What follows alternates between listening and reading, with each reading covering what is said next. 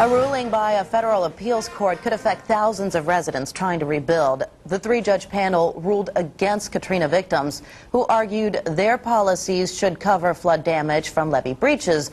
The ruling says the policies clearly excluded such damage. But this is not the last word. There is also a state case pending. We're now joined live at noon by local attorney John Houghtaling. So, Mr. Houghtaling, you are representing plaintiffs in the state case. Where is your case now?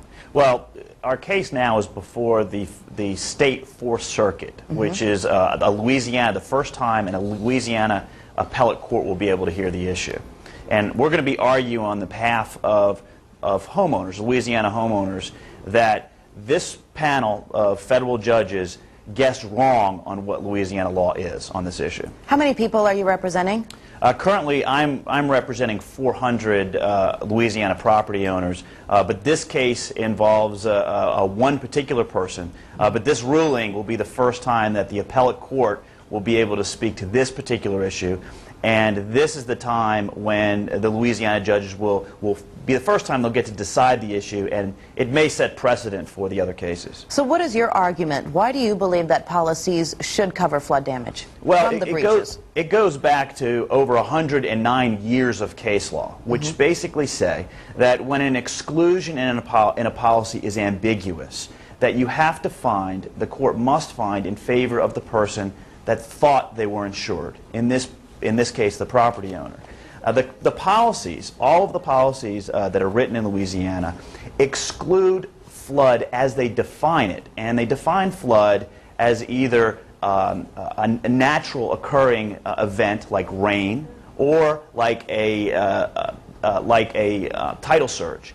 And in neither case did this happen in Louisiana. We had a levee break, which was entirely different. So let's say that the ruling goes your way. What type of effect would this have on Louisiana residents trying to rebuild right now?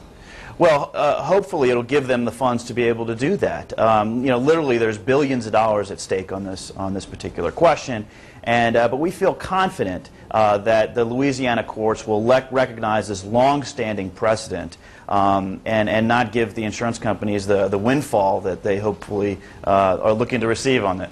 I guess the other thing, too, let's say that the ruling does go your way. What happens with insurance companies? Could we see more of them moving out? I don't think you're going to find insurance companies moving out. In 2006, it's been widely reported that after paying damages as a result of Hurricane Katrina, the insurance casualty companies netted $60 billion. Now, that was a 30-year record profit for the insurance industry, and it was a 30-year disparity between payouts and between policy payments and the payouts that they receive. So they're making plenty of money. I think a lot of it is propaganda. What happens next with your case? Well, it's going to be heard. We're going to have oral argument on it before the Louisiana appellate court on September 12th. And the court will hopefully recognize this long-standing precedent and hopefully will clarify that the federal judges who were simply ruling what they thought Louisiana law was on this issue, and hopefully the Louisiana courts will correct them. Local attorney John Houghtaling, thank you so much for your time. Thank you.